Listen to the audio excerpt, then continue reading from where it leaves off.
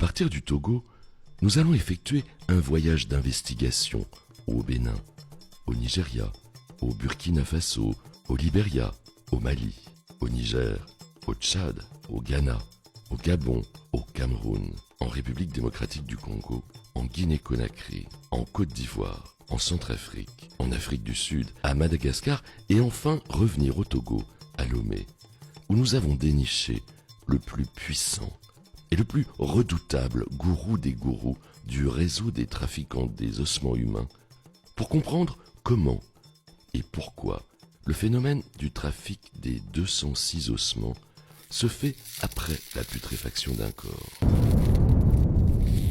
La réponse à cette question du comment et du pourquoi se trouve dans un monde ultra mystique, d'un réseau de fournisseurs, de vendeurs, d'acheteurs et spécialement de consommateurs des ossements humains. Le constat est clair, que ce soit par le court ou le long trajet, toutes les flèches se pointent vers les consommateurs. Pour fournir les ossements humains ou s'en approvisionner, il faut profaner et vandaliser les tombes. Pour les vendre en toute sécurité, il faut soit les réduire en poudre, les torréfier, ou en faire des perlimpinpins et les vendre avec une cuillère à café. Pour les acheter, il faut avoir non seulement de l'argent, mais aussi connaître les codes spécifiques par rapport au type d'ossement. Le chiffre 1 est le code pour l'achat des ossements d'un bébé. Le 2 pour l'achat des ossements d'un adulte. Le 3 pour les albinos. Le 4 pour les bossus. Le 5 pour les femmes décédées au cours de l'accouchement. Le 6 pour les ossements des accidentés. Le 7 pour les patriarches. Le 8 pour les rois et les princes. Le 9 pour un os issu d'une personne vivante. Mais le mystère mathématique du code est que 1 plus 1 plus 1 plus 1 plus 1 plus 1 plus 1 égale à 1. Autrement dit, chacun des chiffres représentant le code additionné 7 fois est égal au chiffre.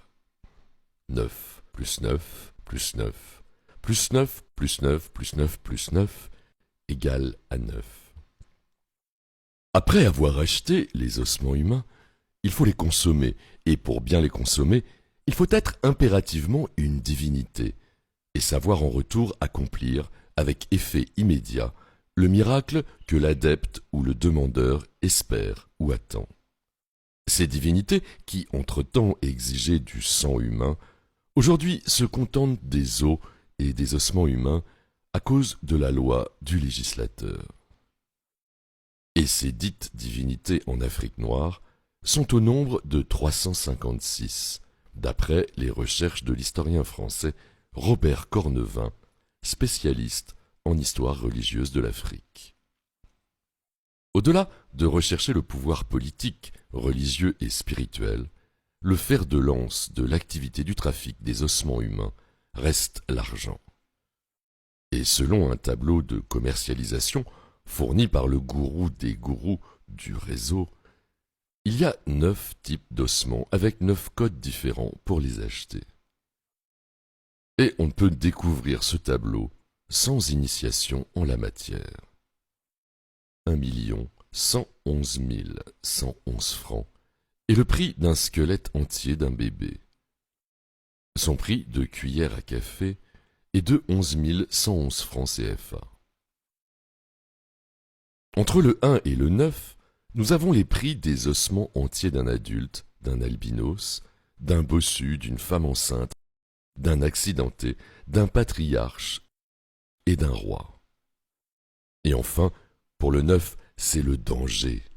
C'est le sacrifice humain indirect. C'est d'ailleurs la raison pour laquelle on parle d'os ici et non d'ossements. Os quand la personne est vivante, ossements quand ceux-ci sont issus d'un corps après putréfaction. On peut demander à quelqu'un de vendre l'os d'une partie de son corps, un os, un doigt par exemple. Ou vendre un bras, un orteil, ou une partie renfermant un petit morceau d'os qu'on peut sacrifier à une divinité.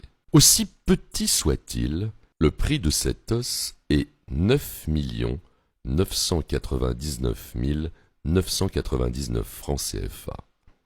Le prix de sa cuillère à café est également à 9 999 999, tout simplement parce que vous mourrez immédiatement après le sacrifice à la divinité.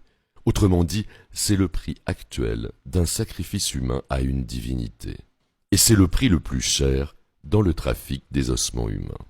Quoi que dise le législateur, les ossements humains restent une matière indispensable à un niveau très élevé de la spiritualité. Même l'Église catholique en fait usage.